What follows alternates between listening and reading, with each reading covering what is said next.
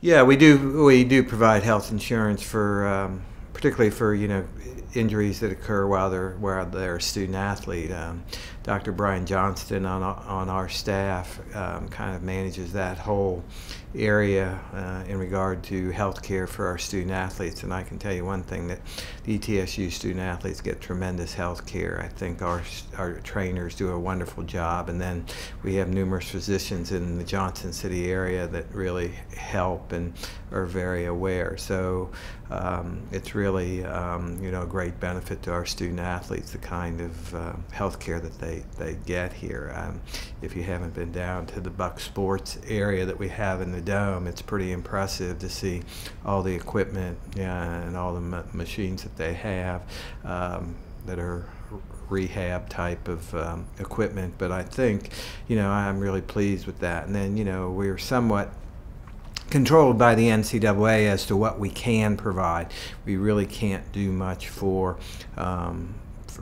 things that happen that really aren't related to athletic injuries and getting our student athletes ready to participate. So I think one of the things that's out there right now, and this is one of the areas that is in a lot of discussion as the environment in the NCAA changes, is the long-term health care for former student athletes 10 years down the road. If you were playing a particular sport and your competition created an injury that may not manifest itself till 10 years down the road, right now, athletic departments can't pay for that.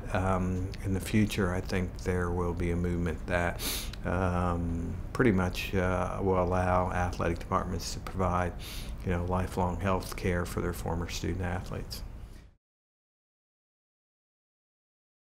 Yeah, I mean, there's a lot of people pushing for it. I don't think unionization will happen, but I think there will be a dramatic change in the way that scholarships are kind of looked at within the NCAA. Some people are very afraid. There's a case out there called the Jenkins case, which is the one that probably hasn't got as much national attention as O'Bannon and the Northwestern football union case, but I think this is the one that a lot of people are really scared of, because it is, I think, 15 former football players who are suing the Power Five conferences, saying that they colluded to limit the amount of scholarship assistance a student athlete can receive. I think the reality of this, from what I understand, is that a lot of people think that case could be the game changer, mainly because there's some high-powered attorneys involved in that, and the indication are that they'll just keep after it until they can find a judge that will listen to their to their case and rule favorably. So I think that's kind of where we are with that. Yeah, I had the chance last Friday to go down to Virginia Tech and watch our men's tennis team play Virginia Tech, and I guess Virginia Tech was the top 15. They were, I guess they were ranked as a top 15 team in the country, and we went down there and really played exceptionally well. It really came down to a couple points here and there. The score showed 4-1, but we actually were going to win the other two matches. At number 5, we were going to win.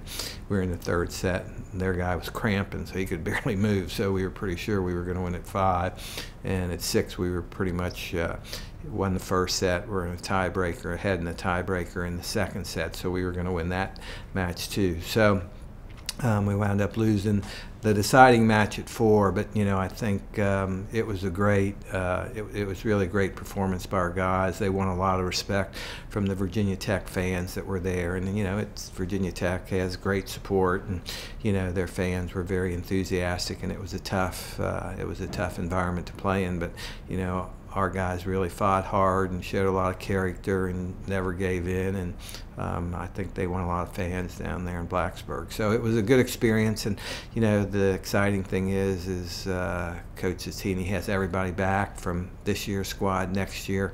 I told the guys after the match that we're really close, and next year we're going to take that next step or two and really advance far into the NCAA championship.